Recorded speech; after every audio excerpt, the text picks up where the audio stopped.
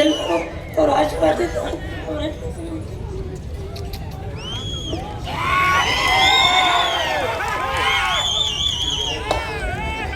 ಎಲ್ಲರಿಗೂ ಆಶೀರ್ವಾದ ಮಾಡಿ ನಮಸ್ಕರಿಸ್ತೇನೆ.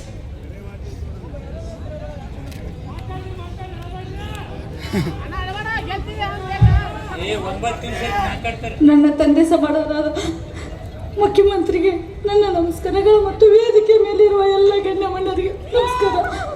ನನ್ನ ತಂದೆ ಕೊಡ ಮಾತನ್ನು ನಿಮಗೆ ಹೇಳಕ್ಕೆ ನಾನು ಇಷ್ಟಪಡ್ತೀನಿ.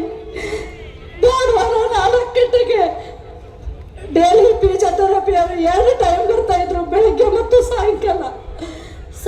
ಒಂದು ಸಂಡೇ 4 ಗಂಟೆಗೆ ತಂದೆ ಮಗಳು ಟಿವಿ ನೋಡ್ತಾ ಕುತ್ಕೊಂಡಿದ್ದೀವಿ ಹಾಸ್ಪಿಟ್ಲಲ್ಲಿ.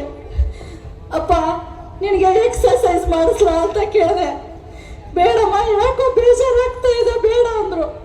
ಆಯ್ತು ಬಿಡು ಅಂತ ನಾನು ಸುಮ್ಮನೆ ಕೂತ್ಕೊಂಡೆ. ಮುಂದೆ ಒಂದು 10 ನಿಮಿಷದಲ್ಲಿ ಬಾ ನನಗೆ ಎಕ್ಸರ್ಸೈಸ್ ಮಾಡಿಸ್ಬಾ ಅಂದರು. ಬೇಡ ಅಂದೆ, ಮತ್ತೆ ಯಾಕೆ ಮಾಡ್ತಾ ಇದೀಯ ಅಂತ ಎಕ್ಸರ್ಸೈಸ್ ಮಾಡ್ತಾನ. ಅವ್ರಿಗೆ ಯಾಕಪ್ಪ ಬೇಡ ಅಂದು ಇವಾಗ ಮಾಡುವಂತ ಇದೆಯಾ ಅಂದೆ. ಇಲ್ಲಮ್ಮ, ನಾನು ಸಾಯಬಾರ್ದು, ನನ್ನ ಕಾರ್ಯಕರ್ತ ಋಣ ಇದೆ, ಆ ಋಣ ಮುಟ್ಟಿಸಬೇಕು, ಅದಕ್ಕೆ ನಾನು ಬದುಕಬೇಕು ಅಂತ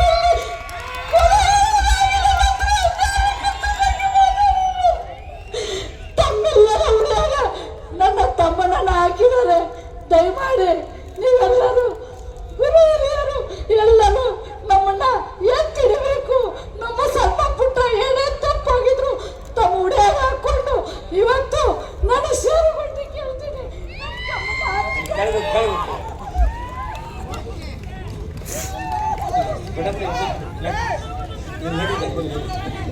ನಮ್ಮನ್ನ ನೀವು